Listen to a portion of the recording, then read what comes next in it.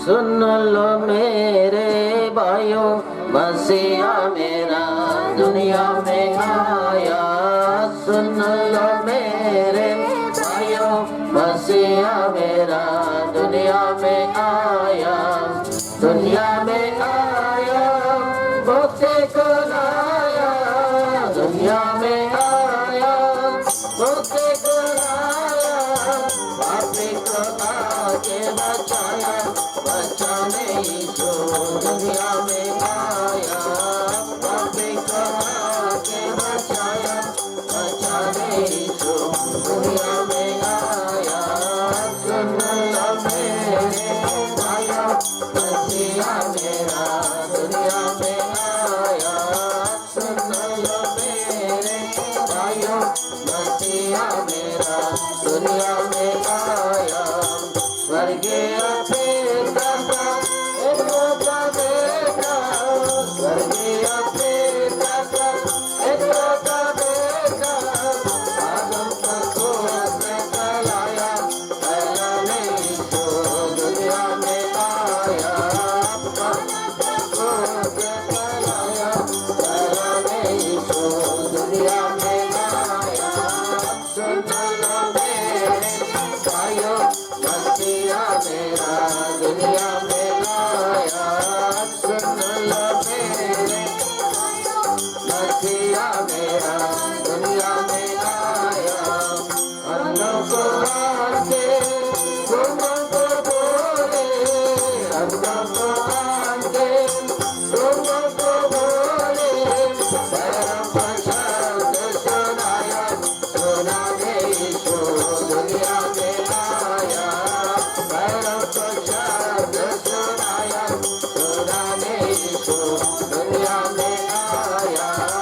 सुन लो मेरे भाइयों, मसीहा मेरा दुनिया में आया। सुन लो मेरे भाइयों, मसीहा मेरा दुनिया में आया।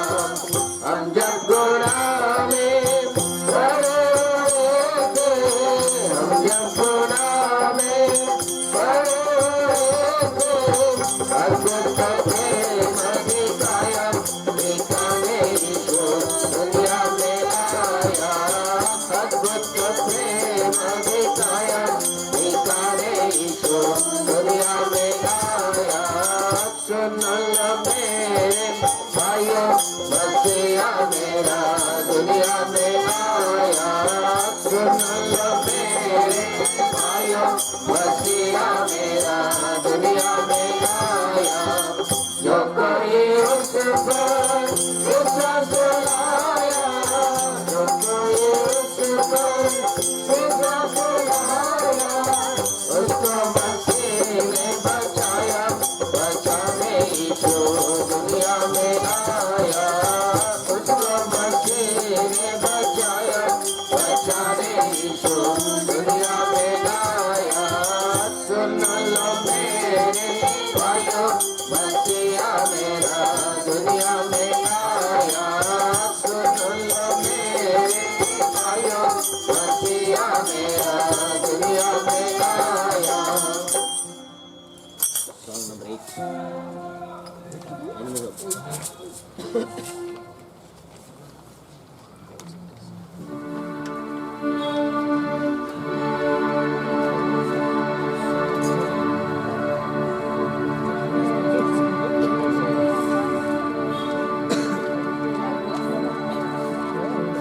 God sent His Son, they called Him Jesus. He came to love, heal and forgive, healing and God. To God my Father, that empty grave is yet to prove, my Savior lives because He lives. I can face tomorrow because He lives.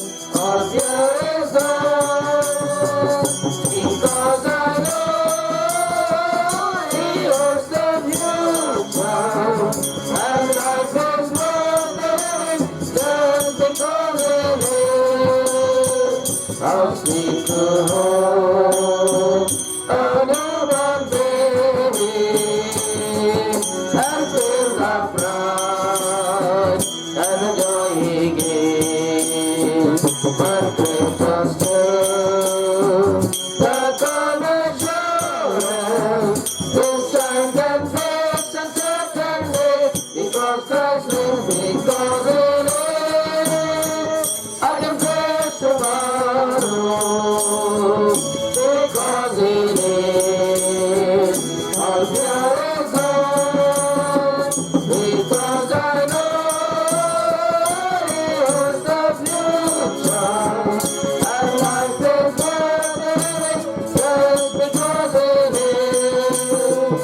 And then one day I'll cross the river, I'll find my final war with him. And then I'll taste his way to victory. I'll see the Lord's glory and adore him because it is. I can face tomorrow because it is. All fear is gone because I know he holds the future. And life is worth the living just because it is.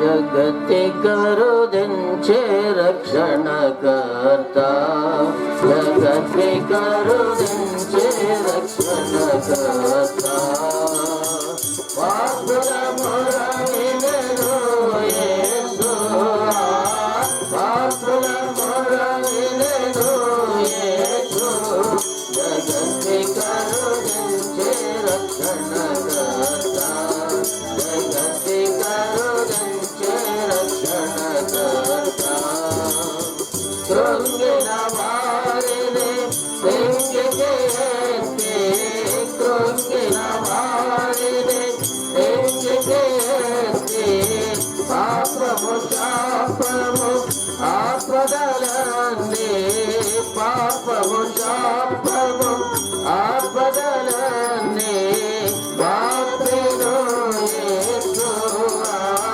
పాపెను యేసు జగతి కరుణించే రక్షణకర్తా జగతి కరుణించే రక్షణకర్తా పాపుల మొరవినెను యేసువా పాపుల మొరవినెను యేసు జగతి కరుణించే రక్షణకర్తా జగతి కరుణించే రక్షణకర్తా పాపము పాత్రను పానము చేసి పాపము పాత్రను పానము చేసి మరణపు మూలమును విరచి జయించి మరణపు మూలమును విరచి జయించి విరచి మోక్షకరము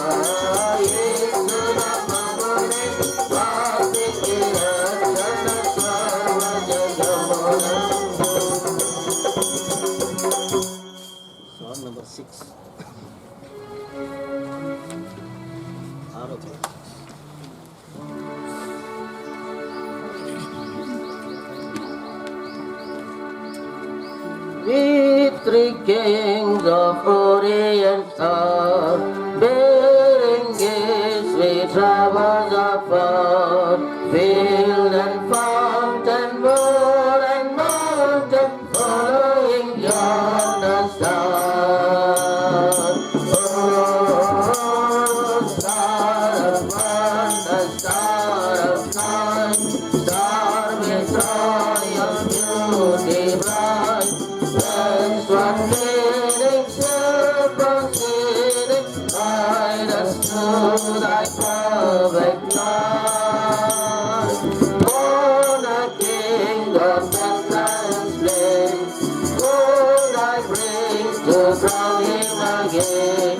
King forever, sitting never, over the Lord to reign. Oh, star of wonder, star of light, star with royal beauty bright, westward leading, still proceeding, guide us to thy perfect light. Frankincense to Abraham, incense on a deity night, praise and praising God and praising, worshiping God most high. Oh, star of wonder, star of night, star with royal beauty bright, westward leading, still proceeding, guide us to thy perfect light. What is mine is sweet of perfume, brings alive of gathering gloom, sorrowing, sighing, bleeding, dying, giving the soul for doom. Oh, star of wonder, star of night, star with royal beauty bright, westward leading, still proceeding, guide us to thy perfect light. Glorious now, beholding arise, King and God and sacrifice. Hallelujah, hallelujah, unto heaven reply. Oh, star of wonder, star of night, star with royal beauty bright, westward leading, still proceeding, guide us to thy perfect light. 32, song number 32.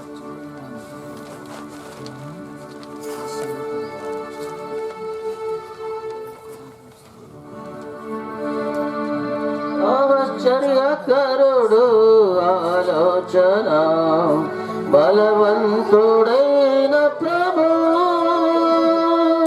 నిత్యుండగు తండ్రి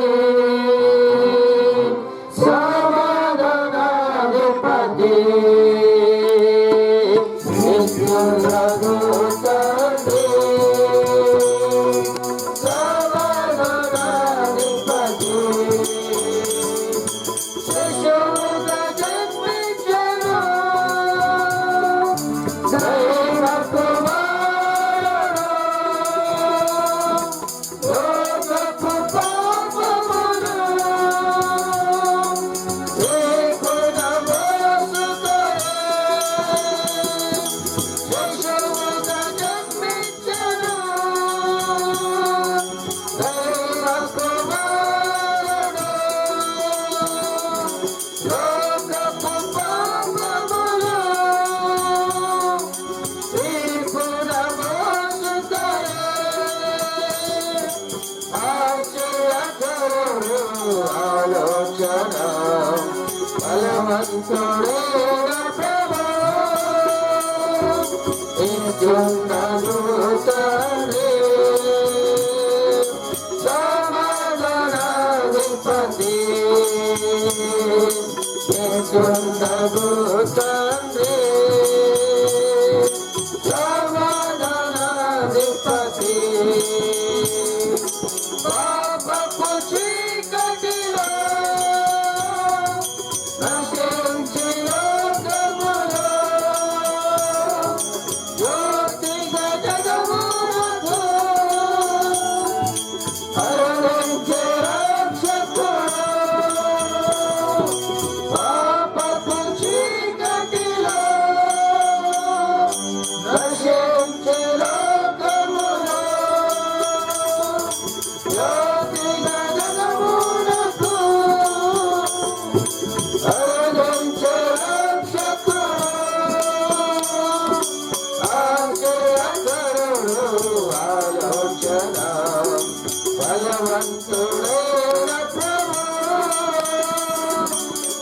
నిత్యున్నగు తండ్రి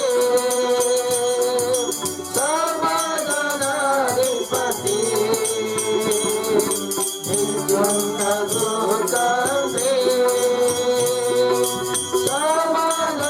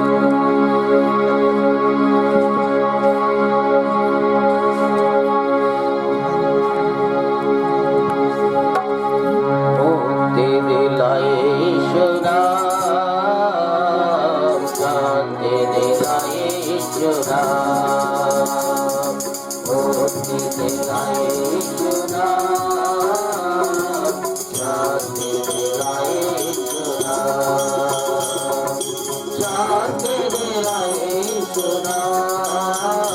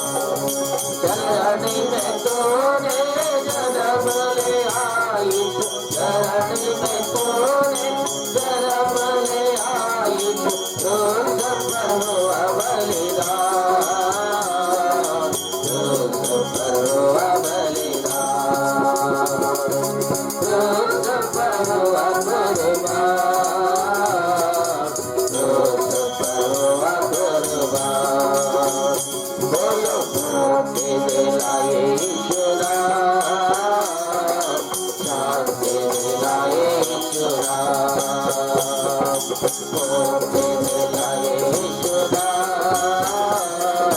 शांति दिलाए ईश्वरा। उस पे अपना खून बहाया, उस पे अपना खून बहाया, सारा चुकाया दाम, सारा चुकाया दाम, सारा चुकाया दाम, सारा चुकाया दाम। बोलो मुक्ति दिलाए ईश्वरा, शांति दिलाए ईश्वरा, मुक्ति दिलाए ईश्वरा, शांति दिलाए ईश्वरा। हम सबके पापों को छुड़ाने, हम सबके पापों को छुड़ाने यीशु बलिदान, यीशु कुर्बान, यीशु कुर्बान, यीशु कुर्बान। बोलो मुक्ति दिलाए ईश्वरा, शांति दिलाए ईश्वरा, मुक्ति दिलाए ईश्वरा, शांति दिलाए ईश्वरा, शांति दिलाए ईश्वरा,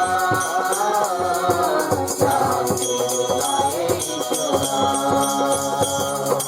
शांति दिलाए ईश्वरा, शांति दिलाए ईश्वरा।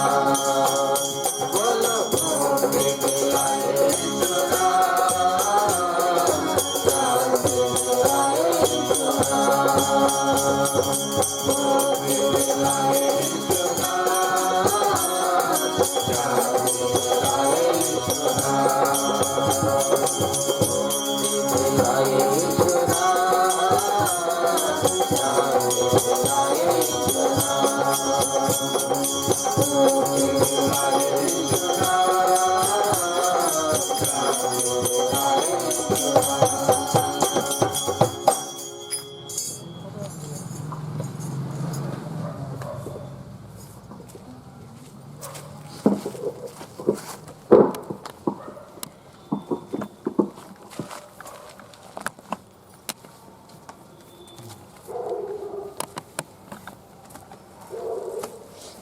ప్రియమైనటువంటి కాకతీయ నగర వాసులారా, స్నేహితులారా,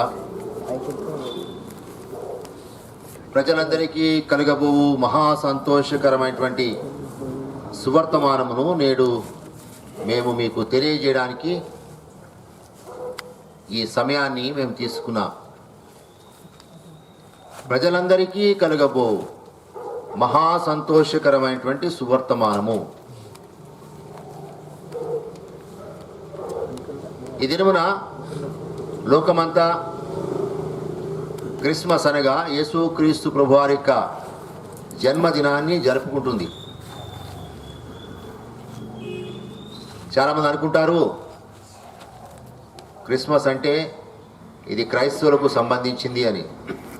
కానీ వాస్తవంగా చూస్తే యేసుక్రీస్తు అనగా దేవుని కుమారుడు ఈ లోకానికి రక్షకుడుగా 2020 సంవత్సరముల క్రితము జన్మించుంటున్నాడు. ప్రజలందరికీ కలగబోవు మహా సంతోషకరమైన సువర్తమానం ఏంటంటే రక్షకుడు మన కొరకు పుట్టి ఉన్నాడు అనగా ప్రజలందరి కొరకు జన్మించాడు. ఎందుకని రక్షకుడు పుట్టాల్సినటువంటి అవసరం వచ్చింది? దేవుని కుమారుడైనటువంటి యేసుక్రీస్తు ప్రజలందరికీ సంబంధించినటువంటి వాడు, కేవలము కొద్ది మందికి సంబంధించిన వాడు కాదు. యేసుక్రీస్తు ఈ లోకానికి రావడానికి గల ఉద్దేశం ఏంటి? యేసుక్రీస్తు ఎందుకని ఈ లోకానికి వచ్చారు? దేవుని కుమారుడు మహామహిమలో దేవదూతలతో నిరంతరము కొలవబడుతూ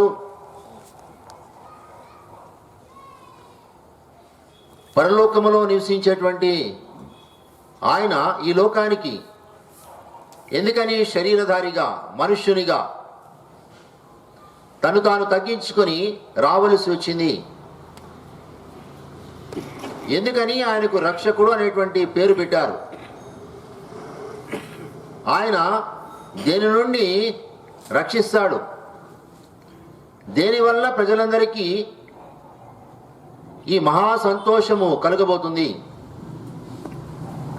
దీనంతటినీ మనము అర్థం చేసుకోవడానికి కొద్ది సమయాన్ని, మీ అమూల్యమైనటువంటి విలువైనటువంటి సమయాన్ని మీరు ఈ జీవమైనటువంటి దేవుని మాటలు వినడానికి ఉపయోగించాలని నేను దేవుని నామములో మిమ్మల్ని అందరినీ కూడా బ్రతిమాలుతూ కోరుతుంటున్నాను.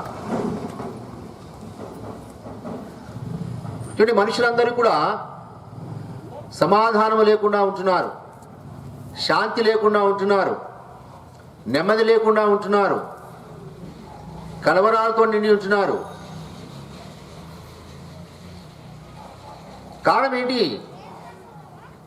ఎందుకని ఈ యొక్క కలవరాలు? ఎందుకని ఈ అసమాధానం? ఎందుకు ఈ శాంతి లేనటువంటి తనం? ఈ శాంతిని పొందడానికి, ఈ నెమ్మది పొందడానికి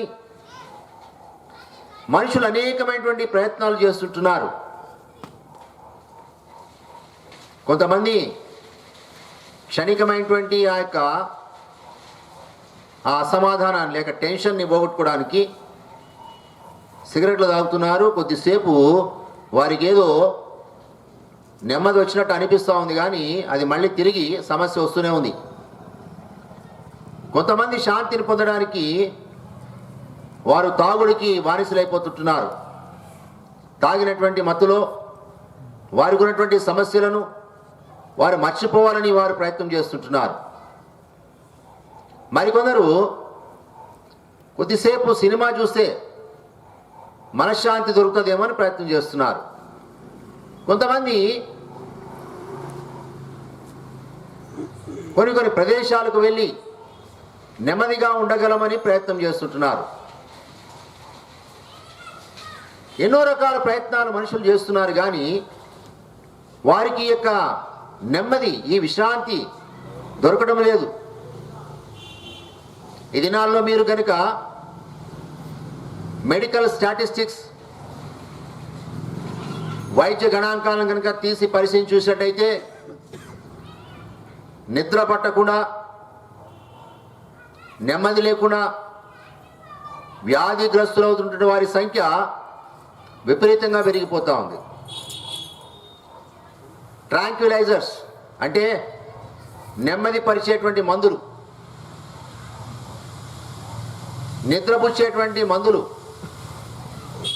ఇవి చాలా ఎక్కువైపోతున్నాయి వాడకంలో. మీరు గమనిస్తే, మీరు తెలుసుకుంటే మీకు తెలుస్తాయి సత్యాలన్నీ కూడా. కారణం ఏంటి? అసమాధానానికి, అశాంతికి కారణం ఏంటి? వీటన్నిటికీ కారణం ఏంటంటే మానవుడు ఒప్పుకున్నటువంటి, మానవుడు అంగీకరించినటువంటి, మానవునిలో ఉన్నటువంటి పాపం అనేటువంటి స్వభావం.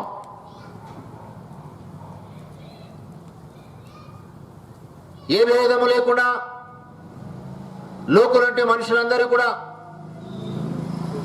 వారు ఏ దేశం వారైనా, ఏ జాతి వారైనా, స్త్రీ పురుషులైనా, వృద్ధులైనా, పిల్లలైనా, ఎవరైనా సరే మనుషులందరూ కూడా భేదము లేకుండా పాపము చేసి దేవుడు అనుగ్రహించేటువంటి ఆ మహిమను, ఆ శాంతిని, ఆ నెమ్మదిని వారు పొందలేకపోతున్నారని దేవుని వాక్యం ఎంతో స్పష్టంగా తెలియజేస్తూ ఉంది. ఎక్కడి నుంచి వచ్చిందండి ఈ యొక్క పాపం అనేటువంటిది మానవుల్లోనికి? ఒక మనుష్యుని ద్వారా పాపమును, పాపము ద్వారా మరణమును మనుషులందరికీ సంప్రాప్తించింది అని దేవుని గ్రంథం చెప్తా ఉంది. ఎవరి ఒక మనుషుడు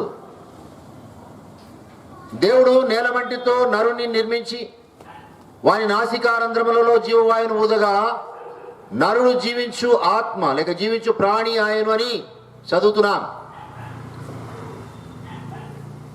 దేవుడు నేలమంటితో తన పోలికలో తన స్వారూప్యంలో నరుని నిర్మించారు. తనకు సాటి అయిన సహాయముగా స్త్రీని అవ్వను అనుగ్రహించారు. వారిద్దరూ ఈ భూమి మీద ఫలించి అభివృద్ధి చెంది విస్తరించి వ్యాపించి భూమిని నిండించి మనుష్యులు కలుగుతూ వచ్చారు. ఆ మొదటి మనిషిలోంచే ఇది నాన్న సర్వలోకున్నటువంటి మనుషులందరూ కూడా వచ్చారు. ప్రియమైనటువంటి వాళ్ళరా, మరి పాపం ఎక్కడి నుంచి వచ్చింది?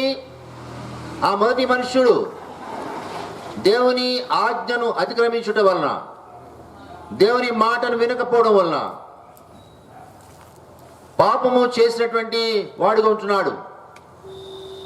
ఎప్పుడైతే పాపం అనేది మానవుల్లో ప్రవేశించిందో మానవునికి నెమ్మది లేకుండా పోయింది, సమాధానము శాంతి అనేటువంటిది లేకుండా పోయింది. ఈ పాపం వల్ల శాంతి సమాధానము సంతోషం మాత్రమే కాదు కానీ మానవుడు పోగొట్టుకున్నది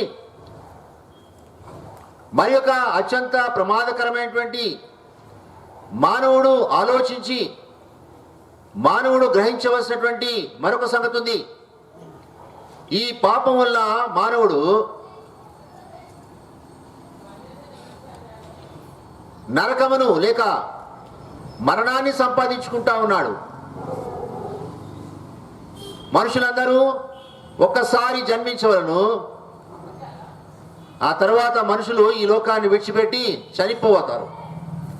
చనిపోయిన తర్వాత ఏమిటి? మనిషి యొక్క జీవితం అక్కడితో అంతమైపోయిందా? లేదు ప్రియమైనటువంటి వాళ్ళరా. ఆ తర్వాత దేవుని యొక్క తీర్పులోనికి ఈ మనుషులందరూ కూడా తీసుకురాబడుతున్నారు. ఆ దేవుని యొక్క తీర్పులో వీరికి ఉన్నటువంటి పాపమును బట్టి కానీ లేక పాపరహితమైనటువంటి జీవితాన్ని బట్టి కానీ వీరికి తీర్పు జరుగుతూ ఉంది. పాపము కలిగినటువంటి వారు మరణము అనేటువంటి శిక్షను పొందుతున్నారు. ఏమిటి మరణము? ఇది రెండవ మరణము. ఇది భౌతికమైనది కాదు, ఇది ఆత్మ సంబంధమైనది. దేవుడు మానవునికి దయచేసినటువంటి ఆత్మ ఎప్పుడైతే పాపములో చనిపోతుందో అది దేవుని యొక్క తీర్పులో రెండవ మరణమైనటువంటి అగ్ని గంధకముతో మండేటువంటి గుండములోనికి పాలు పొందవలసినటువంటి తీర్పును పొందుతుంది. ఈ భూమి మీద ఉన్నప్పుడు సంతోషము సమాధానము శాంతిని పోగొట్టుకుంటున్నాడు మానవుడు. చనిపోయిన తర్వాత తన ఆత్మకు మరణాన్ని సంపాదించుకుంటా ఉన్నాడు. అక్కడ నెమ్మది లేదు. దీనంతటికి మూలము కారణం ఏంటంటే పాపము. ఇప్పుడు ఈ పాపములోంచి మానవుడు బయటికి వస్తేనే తప్ప అతనికి శాంతి లేదు, సమాధానం లేదు, సంతోషం లేదు.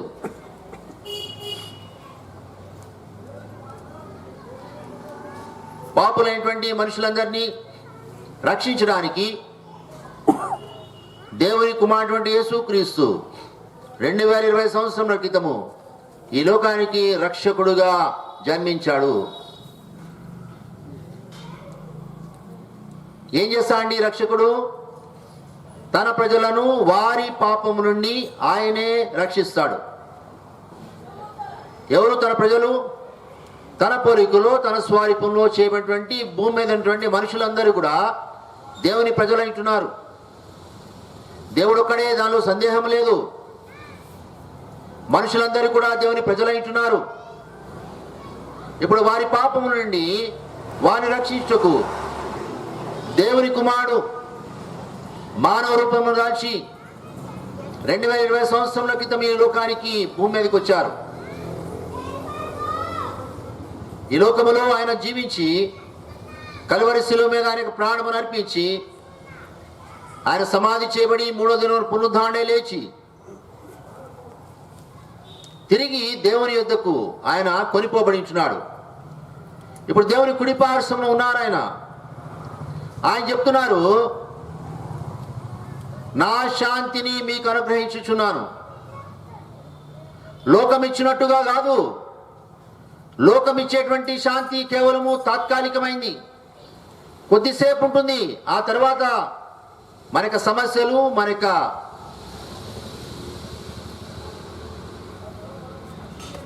అన్నీ కూడా తిరిగి వస్తుంటాయి మన దగ్గరికి. అవి మనలను విడిచిపెట్టవు, మనం వెన్నట్టుతూ ఉంటాయి.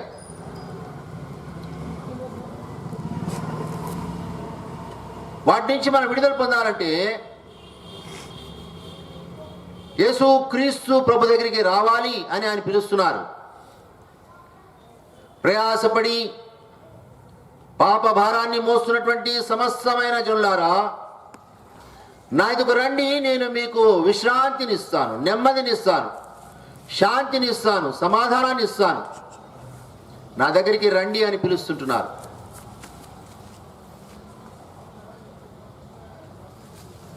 ఆయన యొక్క ప్రేమ సువార్తను ప్రజలందరికీ కలగపోవు ఈ మహా సంతోషకరమైనటువంటి ఈ సువార్తను ఎవరైతే విని ఆయనకు వస్తారో వారందరికీ ఆయన నిజమైనటువంటి నిత్యమైనటువంటి శాంతిని, సమాధానాన్ని అనుగ్రహించే వారు ఉంటున్నారు. ప్రియమైన వాళ్ళారా, ఈ లోకములో మనుషులుగా మనము దేవుడు మన కొరకు ఏర్పరిచినటువంటి ఆ శ్రేష్టమైనటువంటి, సత్యమైనటువంటి, జీవంతో కూడినటువంటి యేసు క్రీస్తు అనేటువంటి మార్గాన్ని కాదని మనం ఏ ఇతర ప్రయత్నాలు చేసినా అవన్నీ కూడా వ్యర్థమవుతాయి. మన సమయాన్ని వ్యర్థం చేసుకుంటాం, మన డబ్బుని వ్యయపరుచుకుంటాం, మనకు ఆరోగ్యాన్ని పోగొట్టుకుంటాం, అన్నీ నష్టపరుచుకుంటాం. ఒక దినము రానైంది, ఆ దినమున సమస్తము నష్టపరుచుకొని ఉదయం బద్దలై ఏడ్చేటువంటి ఒక దినము రానైంది. ప్రియమైనటువంటి వాళ్ళరా, అన్నీ పోగొట్టుకున్న తరువాత జీవితంలో ఎవరైనా చేసేది ఇదే పని. ఆ నష్టము రాకమునిపే, మనుషులంగా మనము నశించిపోక మునిపే మనను వెతికి రక్షించడానికి మన కొరకై ఈ లోకానికి వచ్చినటువంటి దేవుని కుమారుడైనటువంటి యేసు క్రీస్తునందు మనము విశ్వాసం ఉంచాలి. ప్రభువైన యేసునందు విశ్వాసం ఉంచితే అప్పుడు మనము, మన ఇంటి వారందరము కూడా పాపముల నుంచి రక్షింపబడతాము అని దేవుని వాక్యం చెప్తా ఉంది. అయితే ఇవన్నీ సత్యమా, ఇవి నిజమా అని కనుక ప్రశ్నిస్తే దానికి ఇక్కడ కూర్చున్నటువంటి మేమందరం సాక్షులమేనండి. కొంతమంది 50 సంవత్సరాల నుంచి దీన్ని నమ్ముకొని ఉన్నారు, కొంతమంది 10 సంవత్సరాలు, కొంతమంది 20 సంవత్సరాలు, కొంతమంది 30 సంవత్సరాలు. నా మట్టుకు నేను 40 సంవత్సరాల నుంచి నేను ఈ సత్యంలో ఉన్నాను. ఈ దినాన్ని నేను ధైర్యంగా చెప్పగలను, నేను శాంతి కలిగినటువంటి వాడుగా ఉన్నాను, నేను నెమ్మది కలిగినటువంటి వ్యక్తిగా ఉన్నాను, నేను సమాధానం కలిగిన వ్యక్తిగా ఉన్నాను, నేను సంతోషములో ఉంటున్నాను. నా సమస్యలకు పరిష్కారము యేసుక్రీస్తే, నా ప్రశ్నలకు జవాబు యేసుక్రీస్తే. నాకు మార్గము ఆయనే, నాకు జీవము ఆయనే. ఈ లోకమును నేను విడిచిపెడతాను అనేటువంటి భయము కానీ బాధ కానీ నాకు లేదండి. ఎందుకంటే మనుషులందరూ పోయినట్టుగానే ఒక దినమున నేను కూడా పోతాను. దాని గురించినటువంటి దిగులు, భయము నాకేం లేదు. ఎందుకంటే నేను చనిపోయినా, ఒకవేళ ఈ భూమిని విడిచిపెట్టినా, నేను దేవునితో మిగిలినటువంటి నా జీవితాన్ని కొనసాగిస్తాను. ఎందుకంటే దేవుడు ఇది ఆయనను నమ్మిన వారికి, ఆయన యుద్ధకు వచ్చిన వారికి ఆయన ఇచ్చినటువంటి వాగ్దానం ఇది. సదాకాలము నేను మీతో పాటు ఉన్నాను. ప్రియమైనటువంటి వాళ్ళరా, యేసు క్రీస్తు ప్రభువారు 2020 సంవత్సరం క్రితం మొట్టమొదటిసారి ఈ లోకానికి వచ్చినప్పుడు ఆయన రక్షకుడుగా వచ్చారు. నశించిన దానిని వెతికి రక్షించే కొరకు ఆయన రక్షకుడుగా వచ్చారు. ఆయన మరలా రానంటున్నారు అతి త్వరలో. యేసు క్రీస్తు ప్రభువారి యొక్క రెండవ రాకడ బహు సమీపంగా ఉంది. ఆయన చెప్పినటువంటి మాట నెరవేరబోతుంది.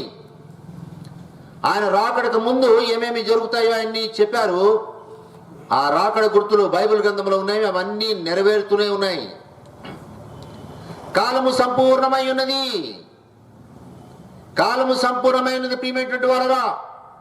అంటే మారు మనసు పొంది రక్షణ పొందాల్సినటువంటి సమయం వచ్చింది. మనం ఇంకా ఆలస్యం చేస్తూ పోతే, మన హృదయాన్ని కట్టుపరుచుకుంటూ పోతే భయంకరమైనటువంటి నరకము, రెండవ మరణం మన కొరకు కనిపెడుతున్నది. అలాగున మనము నశించిపోవడం దేవునికి ఇష్టం లేదు.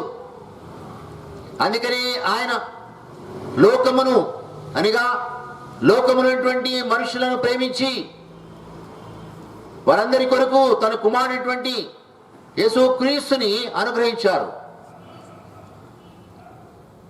మనుషులందరి కొరకు చేయబడినటువంటి సదుపాయాన్ని మనుషులు ఉపయోగించుకోవాలి. ప్రియమైనటువంటి వాళ్ళరా, దేవుని మాటలందు మనము నమ్మి మన జీవితంలో వాటిని అంగీకరించినప్పుడు దానిలోటువంటి సత్యాన్ని మనము గ్రహించగలము, గమనించగలము.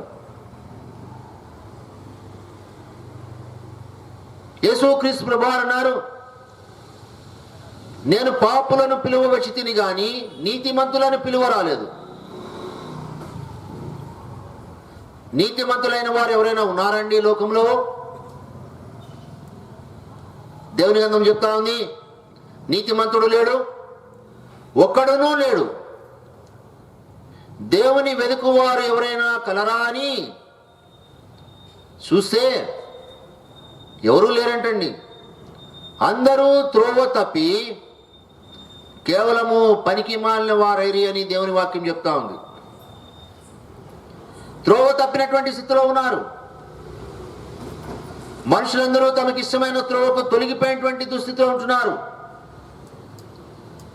పాపపు స్వభావంతో పాపములు చేస్తూ నెమ్మది లేనటువంటి స్థితిలో ఉన్నారు.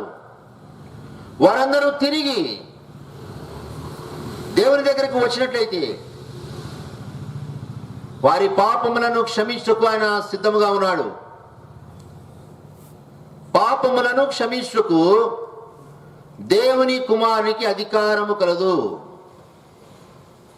ఎక్కడి నుంచి వచ్చిందండి ఈ అధికారం ఆయనకి?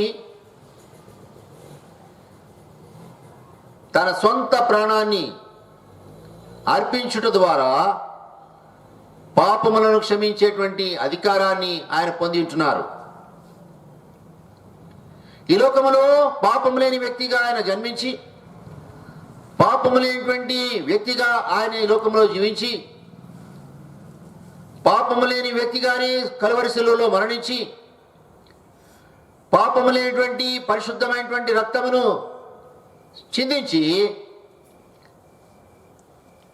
ఆ చిందించబడినటువంటి రక్తము ద్వారా పాప క్షమాపణను మనుషుల కొరకు ఆయన ఏర్పాటు చేశారు.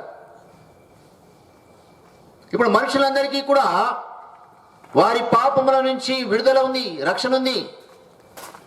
ఎలాగంటే యేసు క్రీస్తు వారి యొక్క రక్తం వలన, అనగా దేవుని కుమారుని యొక్క రక్తం వలన,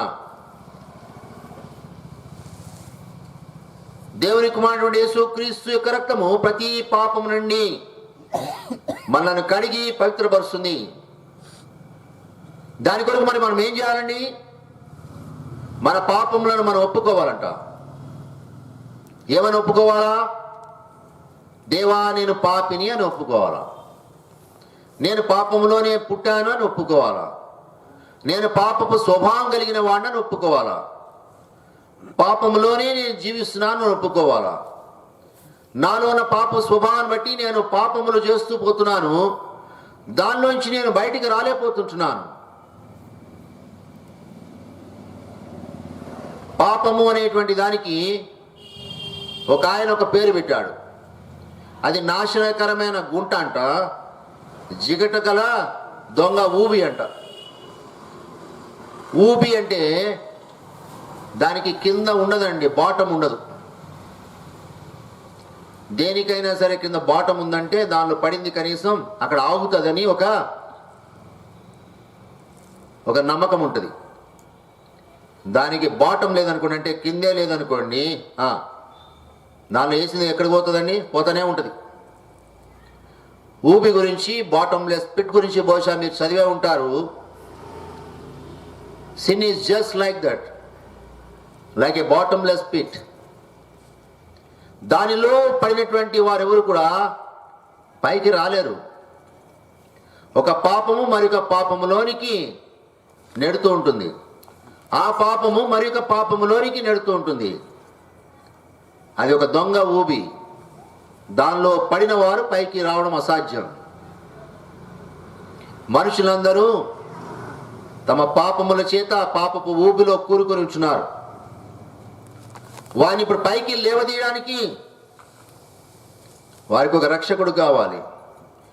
ఏ మనుష్యుడు మరొక మనిషిని రక్షించలేడు, ఎందుకంటే ప్రతి వాడు ఒక ఊబిలో ఉన్నాడు, పాపపు ఊబిలో. వాడు బయటకు వస్తే కదండి ఇంకొక మనిషిని పైకి లేవనెత్తగలడు. ప్రతి మనిషి పాపపు ఊబిలో ఉంటే ఎక్కడి నుంచి వస్తాడు? కనుకనే దేవుని కుమారుడు యేసుక్రీస్తు ఈ సాయంకాల సమయంలో ప్రజలందరినీ ప్రేమించి 2020 సంవత్సరం క్రితం భూమి మీదకి ఆయన రక్షకుడుగా వచ్చినటువంటి ఆయన ఇది నానా మరొకసారి ఆ ప్రేమను గురించి మీకు తెలియజేస్తూ ప్రేమతో మిమ్మల్ని పిలుస్తుంటున్నారు. బూదిగంతముల నివాసులారా, నా వైపు చూడండి, నేను మీకు రక్షణ దయచేస్తాను. ఇది నానా ఆయన వైపు చూడడానికి మనం ఇష్టపడితే ఆయన మనల్ని ఆ ఊబిలోంచి బయటికి, పాపపు ఊబిలోంచి బయటికి తీయడానికి ఇష్టపడుతుంటున్నాడు. ఎప్పుడైతే పాపం అనేటువంటిది మన జీవితంలోంచి తొలగించబడుతుందో, క్షమించబడుతుందో, తుడిచివేయబడుతుందో, అప్పుడు నిజమైనటువంటి శాంతి, సమాధానము, సంతోషము మనకి దొరుకుతాయి. ప్రియమైనటువంటి స్నేహితుడా, ఈ సాయంకాల సమయంలో ఈ సమాధానాన్ని పొందాలని ఆశపడుతున్నావా? ఈ శాంతిని నువ్వు పొందాలని ఆశపడుతున్నావా? ఈ నెమ్మదిని నువ్వు పొందాలని ఆశపడుతుంటున్నావా? ఈ విశ్రాంతిని పొందాలని ఆశపడుతుంటున్నావా? ఆలోచించవద్దు, తటపటాయించవద్దు, ఆలస్యం చేయవద్దు. యేసు క్రీస్తు వారి దగ్గరికి రా. ఆయన నీ రక్షకునిగా అంగీకరించు. యేసు ప్రభువా నా హృదయంలోకి రమ్మని నువ్వు ఎక్కడున్నా సరే కళ్ళు మూసుకొని ఒకసారి అడుగు. యేసు ప్రభువా నేను పాపిని, నా పాపములు క్షమించు, నా హృదయానికి రా, నన్ను నీ బిడ్డగా చేసుకోమని గనుక నీవు విశ్వాసముతో నీ హృదయంలో అడిగితే ఆయన నమ్మదగిన వాడు, నీతిమంతుడు గనుక వెంటనే ఆయన నీ ప్రతి పాపం నుండి నిన్ను కడిగి పరిశుద్ధునిగా చేస్తాడు, నిన్ను నీతిమంతునిగా తీరుస్తాడు, జీవగ్రంథంలో నీ పేరు రాస్తాడు, శాంతి, సమాధానం, సంతోషము నీకు దయచేస్తాడు. నీవి దినమించి దేవుని బిడవైపోతావు, దేవుని సొత్తుగా, స్వకీయ సంపాద్యంగా అయిపోతావు. ప్రియమైనటువంటి స్నేహితుడా, ఇది నానా ఈ సంతోషం నీకు కావాలంటే కనుక, అందుకని యేసు ప్రభువారు భూమి మీద జన్మించినప్పుడు దేవదూతలు వచ్చి మాటలు మాట్లాడుతూ వచ్చారు.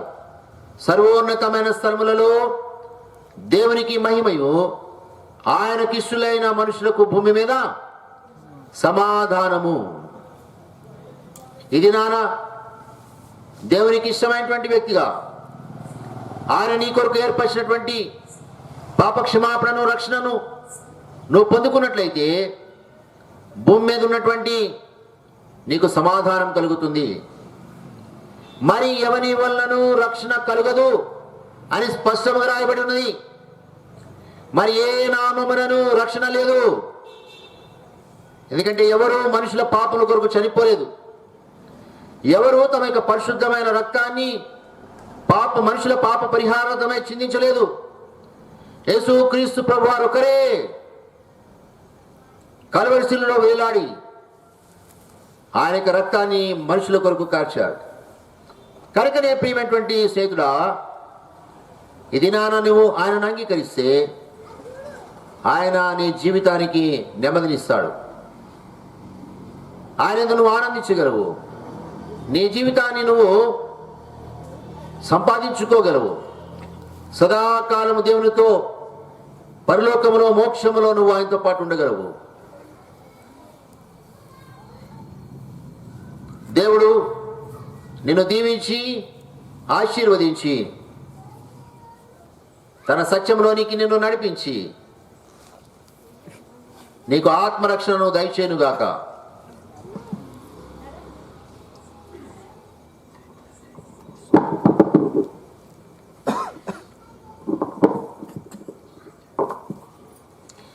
పరిశుద్ధమైన మా తండ్రి, ప్రేమ కలిగిన మా దేవ, యేసుక్రీస్తు మా రక్షకుడి నామములో మీ పాద సన్నిధికి వస్తుంటున్నాం. మీ యొక్క సింహాసనం నుంచి వెలువడిన మీ యొక్క వాక్యాన్ని మా ప్రభా నిష్ఫలముగా తిరిగి రాదని నమ్ముతూ మీ కృపకు అప్పగిస్తూ ఉంటున్నాం. మీ యొక్క ఆహారం నీటి మీద వేయడి అనేక దినముల తర్వాత కనుగొంటారన్నారు.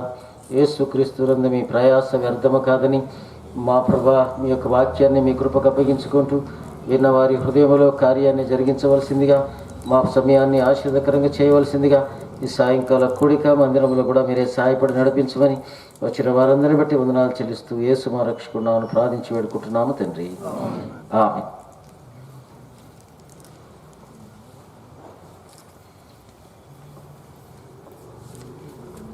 పాట సంఖ్య 14 వాడుకుంటాం.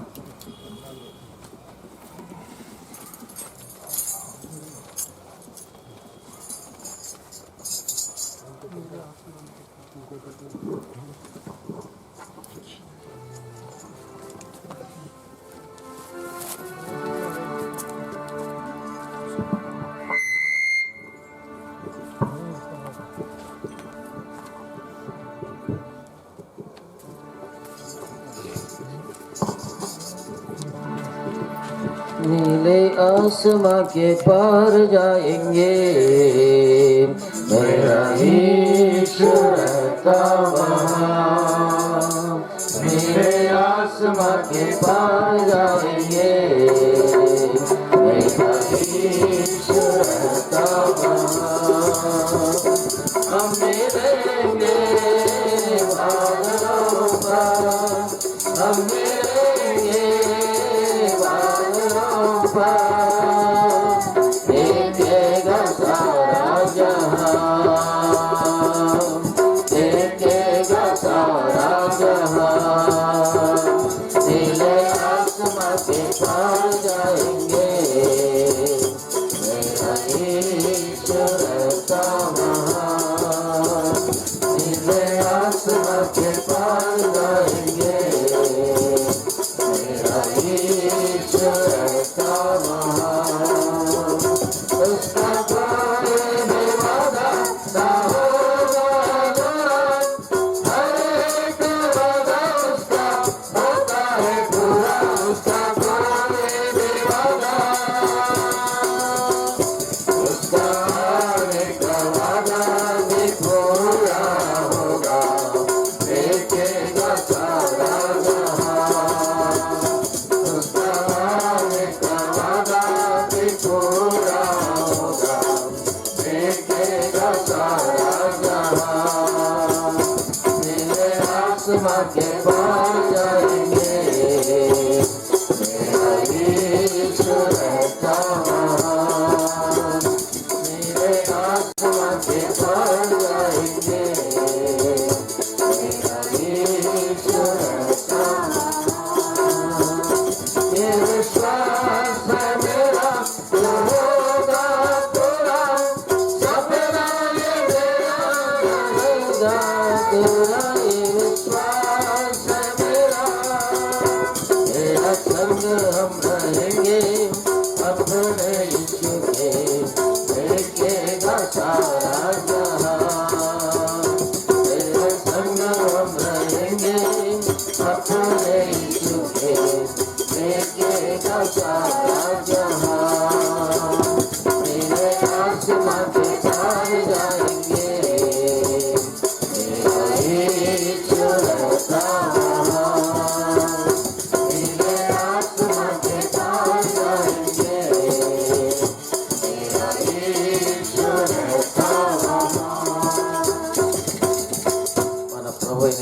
క్రీస్తు కృప, తండ్రి అయిన దేవుని ప్రేమ, పరిశుద్ధాత్మ దేవుని యొక్క అన్యోన్య సహవాసము ఇప్పుడు ఎల్లప్పుడూ మనందరికీ తోడైండును గాక. Majesty, worship His Majesty. Unto Jesus be all glory, honor and praise. Majesty, kingdom, authority, flow from His throne unto His own. His anthems raise, flow from His throne unto His own. His anthems raise, so exalt, lift up on high the name of Jesus. Magnify, and glorify the Jesus the King. Majesty, worship His Majesty. Jesus who died, now glorified, King of all kings. Jesus who died, now glorified, King of all kings. చివరి కూడిక ఎస్కోల్లో conclude చేస్తాం. వెంటనే స్కూల్కి వెళ్ళిపోతాం.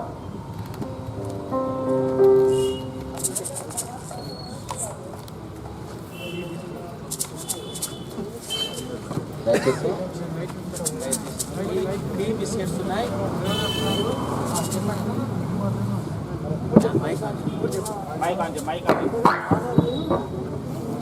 సహోదరుడు దేవదాస్ గారు మరి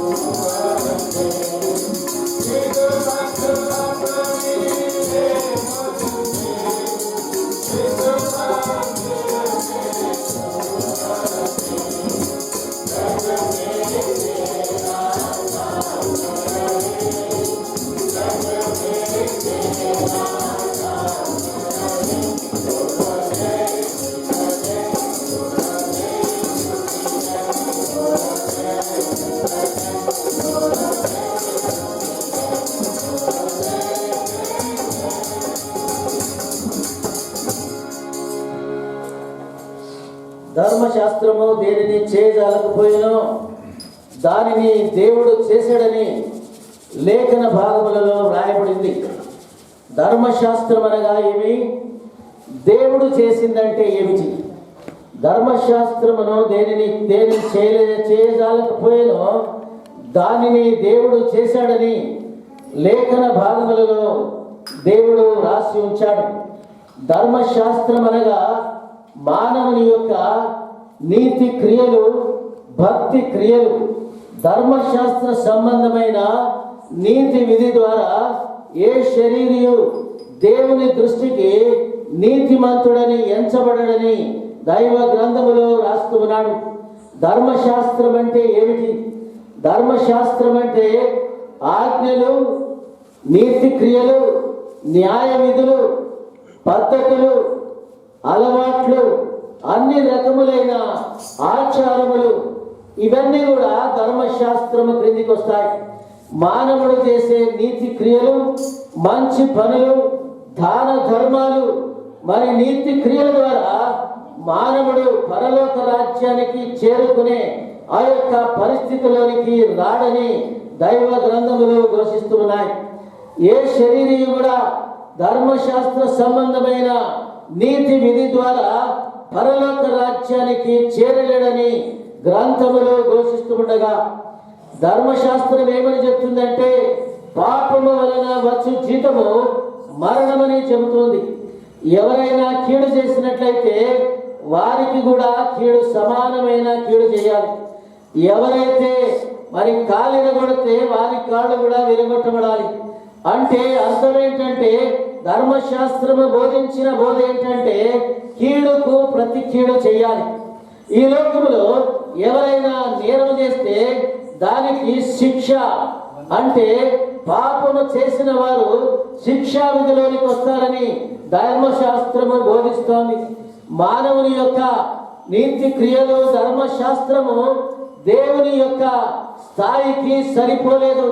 మానవుడు దేవుణ్ణి చేరుకునే పరిస్థితి ధర్మశాస్త్రానికి లేదని, ధర్మశాస్త్రము ఎంతో బలహీనమైనదని, మానవుని యొక్క నీతి క్రియలు మంచి పనులు మానవుని యొక్క పరిస్థితులు దేవుని యొక్క ఆ యొక్క స్థాయికి సరిపోలేదని.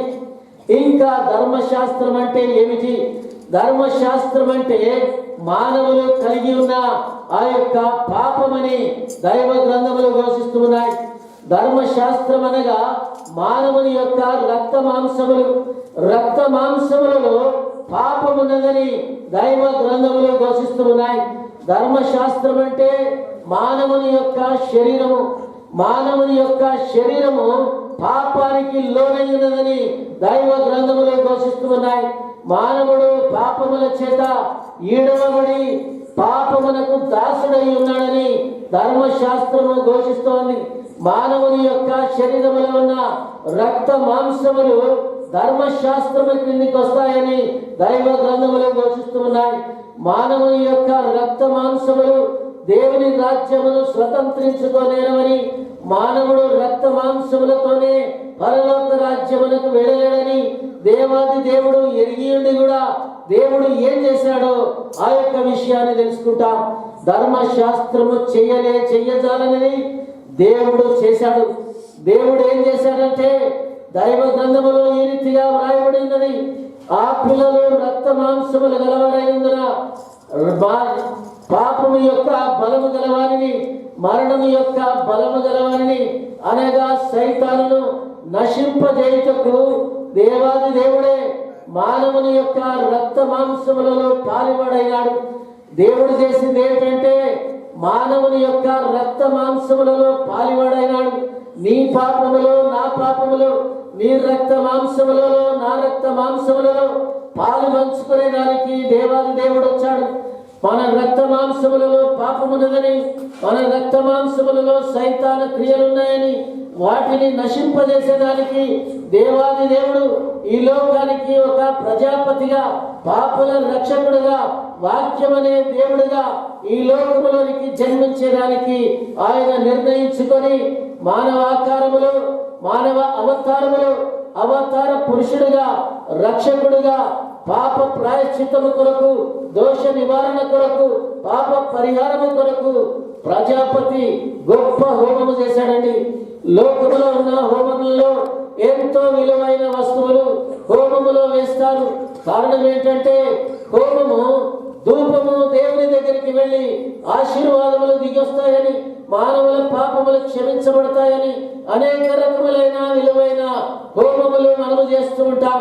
అయితే దేవాది దేవుడు ఏ రీతిగా హోమాన్ని గావించాడంటే తన ప్రియ కుమారుడైన యేసుక్రీస్తు ప్రభుల వారిని ప్రజాపతిగా ఈ లోకానికి పంపించి పాపములు క్షమించడానికి, అధికారము గలవాడగా చేసేదానికి, ఆయన రక్త మాంసములలో పాలివాడయ్యేదానికి, ఆయన రక్తములో పాప పరిహారము కొరకు, దోష నివారణ కొరకు గొప్ప హోమాన్ని గావించాడండి. లోకములో ఆయన చేసిన హోమము కంటే అంతకంటే గొప్ప హోమము లేదండి. పాప క్షమాపణ కొరకు, దోష నివారణ కొరకు, పాప పరిహారము కొరకు, లోక కళ్యాణము గావించడానికి దేవాది దేవుడు తన స్వంత కుమారుడైన యేసుక్రీస్తు ప్రభువును పాప శరీరాకారములో పంపించి ఆయన శరీరములో పాపానికి శిక్ష విధించాడండి. సైతానుడు ఒక ప్రక్కన కూర్చున్నాడు. ఏమంటే పాపము వలన వచ్చు జీతము మరణము, ప్రజలంతా నావారు, వారు జన్మ పాపముతో జన్మించారు కాబట్టి, వారందరూ రక్త మాంసముల్లో ఉన్నారు కాబట్టి వారు నావారని సైతానుడు నరకానికి, పాతాళ లోకానికి తీసుకొని పోయేదానికి సిద్ధంగా ఉన్న సమయంలో దేవాది దేవుడు తన స్వంత కుమారుడైన యేసుక్రీస్తు ప్రభువును పంపించి పాతాళ లోకమును కూల్చివేశాడండి. సైతాను యొక్క క్రియలను నశింపజేశాడండి. పరలోక ద్వారమును తెరిచినాడండి. రక్తము చిందించకుండా పాప క్షమాపణ లేదని లోకములో ఉన్న గ్రంథములన్నీ కూడా ఘోషిస్తూ ఉండగా మానవుడు అపార్థం చేసుకుని జంతువుల యొక్క రక్తము ద్వారా విముక్తి పొందాలని ప్రయత్నం చేస్తున్నాడు. కానీ జంతువుల యొక్క రక్తమే గాని మానవుల యొక్క రక్తమే గాని పాపమును తీసివేయదని గుర్తెరిగిన దేవాది దేవుడు ఆ పిల్లలు అంటే తన స్వరూపమందు సృష్టించబడిన వారు, తన పోలిక చొప్పున సృష్టించబడిన వారు. దేవుడు ఎలా ఉంటాడంటే నీ లెక్కనే ఉంటాడు. మనం ఎలా ఉన్నామంటే దేవుని లాగానే ఉన్నాం. ఆయన స్వరూపాన్ని దాల్చినాము కాబట్టి ఆయన పరలోకము నుండి చూడగా ఆ పిల్లలు రక్త మాంసములు గలవారైనందున రక్తములో పొరలాడుచుండగా పాపములో నీవు నేను పొరలాడుతూ ఉంటే విమోచన విముక్తి మార్గము ఎక్కడ దొరకక ఉన్న సమయంలో దేవాది దేవుడే కరుణించాడు, కనికరించాడు. ఆయన కడుపు తరుక్కుపోయి పరలోకములో ఉండలేక మానవ శరీరాకారములో వచ్చి మానవుల యొక్క పాపం యొక్క శిక్షాంతటిని తన పైన వేసుకున్నాడు. ఒక ప్రవక్త ఈ రీతిగా అన్నాడు, ఇదిగో లోక పాపమును మోసుకొని పోయే దేవుని గొర్రె పిల్ల. దేవుడు చేసిన కార్యం ఏంటంటే ఆయన కుమారుని దేవుని గొర్రె పిల్లగా ఈ లోకానికి పంపించి సర్వలోకముల మానవుల యొక్క పాపమునకు శిక్ష విధించాడండి. పాపమునకు కులము లేదండి, జాతి మతము భాష భేదము లేదండి, ప్రాంత భేదము లేదండి. అసలు ఎవరిని ఉపేక్షించకుండా పాపము వెంటాడి మనల్ని పట్టుకుంటుందని గ్రంథములు ఘోషిస్తూ ఉన్నాయి. అంత మాత్రమే కాకుండా మరణానికి కులము లేదు, ప్రాంతము జాతి భాష భేదము లేదు. ఎవరిని ఉపేక్షించకుండా మరణము వెతుక్కుంటూ వస్తుందండి. రేపు రమ్మంటే రాదండి, మరణము వెతుక్కుంటూ వస్తుంది. అసలు మరణానికి కనికరం లేదు. చిన్న పెద్ద మంచి చెడు తెలియకుండా ఎవరిపైనైనా వెతుక్కుంటూ రావచ్చండి మరణము. అట్టి మరణాన్ని జయించేదానికి యేసుక్రీస్తు ప్రభుల వారి లోకానికి వచ్చాడు. అంత మాత్రమే కాకుండా సైతాను కబంధ హస్తముల్లో బిక్కుబిక్కుమంటున్న దాస్యములకు లోనైన వారిని విడిపించేదానికి రక్త మాంసములలో పాలుపడేయడానికి యేసుక్రీస్తు ప్రభుల వారు వచ్చారు. ఈ 3 పీడలే కదండి మానవులను పీడించే ఈ యొక్క 3 పీడలు, పాపము, మరణము, సైతాను. ఈ యొక్క 3 పీడలను సిలువలో యేసుక్రీస్తు ప్రభువుల వారు జయించారు. ఎందుకంత నిస్సాయంగా సిలువలో చనిపోయినాడు. సర్వలోక రక్షకుడయ్యుండి దేవాది దేవుడయ్యుండి అంత శక్తి సామర్థ్యం కలిగిన వాడు ఎందుకు చనిపోయినాడంటే మానవుని యొక్క పాపము, నీ పాపము, నా పాపము అంత జటిలమైందని దేవాది దేవుడు ఎరిగి ఉండి యేసుక్రీస్తు ప్రభువుల వారు లోకమును ఎంతో ప్రేమించననే మాట మాట్లాడుతున్నాడు. ఎంతగా ప్రేమించాడంటే తన ప్రియ కుమారుడైన యేసుక్రీస్తు ప్రభువును చంపినంతగా ప్రేమించాడు. మానవులను దేవుడు ఎంతగా ప్రేమించాడంటే నిన్ను నన్ను నశింపకుండా నిత్య జీవం పొందేదానికి, పరలోక రాజ్యమును చేరేదానికి దేవాది దేవుడు యేసుక్రీస్తు ప్రభువుల వారిని పంపించాడండి. నీకు నాకు నిత్య జీవం ఇచ్చేదానికి. నిత్య జీవమునగా మరణము తర్వాత మనం కలిగి ఉండబోయే ఆ యొక్క నిత్య జీవము. మరణము తర్వాత యుగాయుగములు దేవుడు తన పిల్లలు తనతో ఉండాలని తన స్వరూపములో సృష్టించబడిన వారు జాతి, మతము, కులము, భాష విచక్షణ భేదము లేకుండా అందరూ పరలోకములో చేరుకోవాలని యేసుక్రీస్తు ప్రభు సర్వలోకానికి అందరికీ ప్రభువుగా రక్షకుడిగా జన్మించినాడండి. అందుకని నిత్య జీవము గురించి ప్రస్తావించే ఏకైక గ్రంథము బైబిల్ గ్రంథం అండి. బలోకములో అనేక పుస్తకములు ఉన్నాయి, కానీ మరణము తర్వాత ఏమవుతామని మరి వివరించే గ్రంథము కేవలము బైబిల్ గ్రంథం. మరణము తర్వాత గాలిలో కలిసిపోతాం అనుకుంటాం, మరణము తర్వాత తక్కెడో బిక్కెడో అనుకుంటాం, మరణము తర్వాత పునర్జన్మ ఉన్నదనుకుంటాం. బైబిల్ గ్రంథం ఏం బోధిస్తుందంటే మరణము తర్వాత నిత్య జీవం ఉంది. ఆ యొక్క నిత్య జీవములో ప్రవేశించేదానికి రాత్రి వేళ ఒక మరి విద్వాంసుడు యేసుక్రీస్తు ప్రభు దగ్గరకు వచ్చి, బోధకుడా నిత్య జీవం పొందాలంటే నేనేమి చెయ్యాలి అని కోరినప్పుడు, ఒకడు క్రొత్తగా జన్మించితేనే గాని దేవుని రాజ్యమును చూడలేడని మీతో నిశ్చయముగా చెప్పుచున్నానని చెప్పాడు. క్రొత్త జన్మము పొందాలండి. మనమందరము క్రొత్త జన్మము పొందితేనే గాని మరి శరీరముతో పరలోక రాజ్యానికి వెళ్ళలేము. శరీరములో రక్త మాంసములు ఉన్నాయి, అవి పాపానికి సూచన. కాబట్టి రక్త మాంసములు ధర్మశాస్త్రం అని దేవుడు తెలుసుకొని తన ప్రియ కుమారుడైన యేసు క్రీస్తు ప్రభువును పంపించి సర్వలోక మానవుల పాప విమోచన కొరకై గొప్ప హోమమును గావించి ఆయన అర్పణగా చేయబడ్డాడండి. యేసు క్రీస్తు ప్రభుల వారు నీ పాపము కొరకు నా పాపము కొరకు శిలువలో మరణించి పాపాన్ని మరణాన్ని సైతానును జయించినాడండి. ఆయన అందరూ చూస్తుండగానే పరలోక రాజ్యానికి ఆరోహణమైపోతూ నేను తిరిగి రానంటున్నాను, కాలము సంపూర్ణమైనది, దేవుని రాజ్యము సమీపించి ఉన్నది, మారు మనసు పొంది స్వార్థను నమ్మడని దైవ గ్రంథములు ఘోషిస్తూ ఉండగా ఈ దినమున మారు మనసు పొందాలని దేవుడు కోరుతున్నాడు. మారు మనసు అంటే రక్త మాంసములను అధిగమించి బయటికి రావాలి. రక్త మాంసములను అధిగమించి బయటికి రావడానికి మానవులమైన మనకు చేత కాదని దేవాది దేవుడే పాపము లేనివాడుగా ప్రజాపతిగా ఈ లోకానికి జన్మింపజేసి ఆయన రక్తములో మానవులకు పాప క్షమాపణ దోష నివారణ గావించినాడండి. ఆయన యందు ఎందరైతే విశ్వాసం ఉంచుతారో వారు పరలోక రాజ్యానికి నిత్య జీవానికి వారసులు అవుతారని ఆయన సంబోధించాడండి.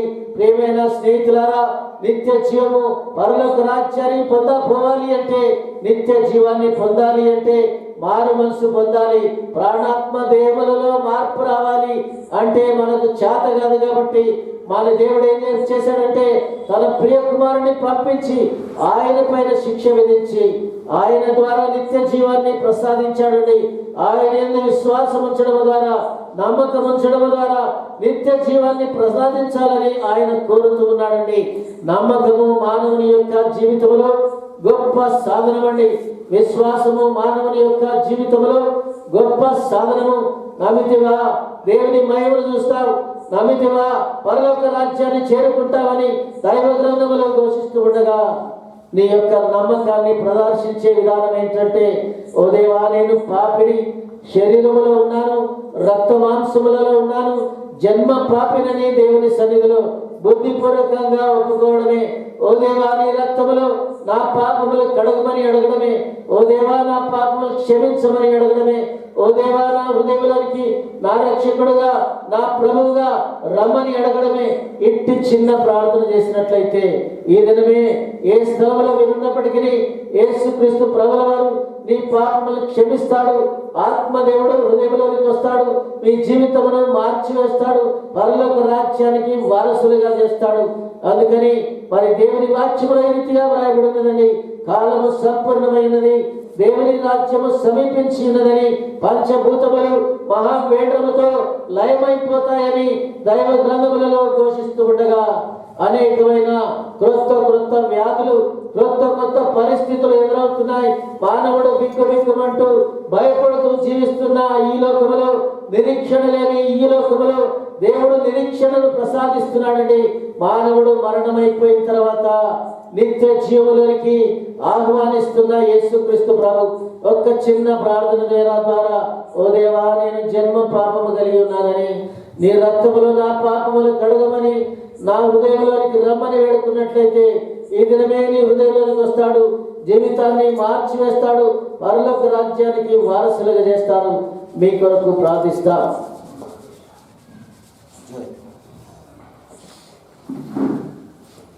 పరలోకమందున మా తండ్రి యేసుక్రీస్తు ప్రభువా, మరొకసారి నీ రాజ్య సువార్తను ప్రభా చెప్పడానికి ఇచ్చిన సమయాన్ని బట్టి మీకు ఎంతో వందనాలు ప్రభా. విన్న వారిలో ప్రభా వారి హృదయంలో నీ కార్యం జరిగించమని నీ పాద సన్నిధికి వచ్చి బ్రతిమాలుకుంటున్నాం. యేసుక్రీస్తు ప్రభువా వారిని ప్రభా నీ రక్తం చేత కడిగి శుద్ధిపరచమని బ్రతిమాలుకుంటున్నాం ప్రభా. ఏ మానవుడు నరకానికి పాత్రలు కాకుండడానికి ప్రభా మీరు ఈ లోకానికి వచ్చినారని ప్రభా విశ్వాసంతో నిన్ను మనసులో హృదయంలో ఏర్పరచుకునడానికి కృప చూయించమని యేసుక్రీస్తు నామమున అడిగి ప్రార్థిస్తున్నాం తండ్రి. మన ప్రభువైన యేసుక్రీస్తు కృప, తండ్రి అయిన దేవుని ప్రేమ, పరిశుద్ధ ఆత్మ దేవుని యొక్క అన్యోన్య సహవాసము ఇప్పుడు ఎల్లప్పుడూ మనందరికీ తోడైనది గాక. కొద్ది సమయము మరి సోదరుడు బిఆర్ రావు గారు కొన్ని ఇన్స్ట్రక్షన్స్ ఇస్తారు. మరి దేవుడు చేసిన మేలు కొరకు తర్వాత మోదస్ గారు కూడా ఇన్స్ట్రక్షన్స్ ఇస్తారు. ఒక 5 నిమిషాలు మాత్రం.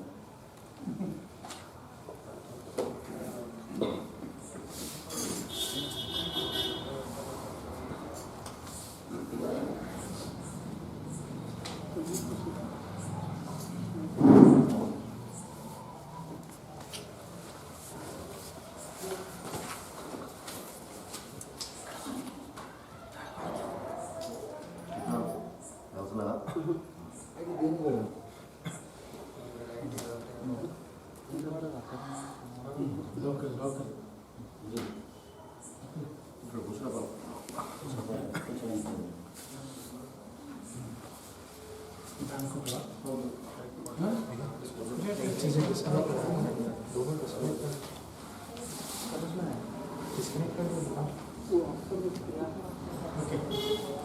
వచనాన్ని మీ కొరకు చదవాలని ఆశపడుతున్నాను. మొదటి కొరింథీయులకు రాసిన పత్రిక 15వ అధ్యాయం 55వ వచనం. మొదటి కొరింథీయులకు రాసిన పత్రిక 15వ అధ్యాయం 55వ వచనం. కాగా నా ప్రియ సహోదరులారా, మీ ప్రయాసము ప్రభువును వ్యర్థము కాదని స్థిరులను కదలని వారు ప్రభు కార్యాభివృద్ధి ఎప్పటికీ ఆసక్తులున్నాయి. కాబట్టి ఇక్కడ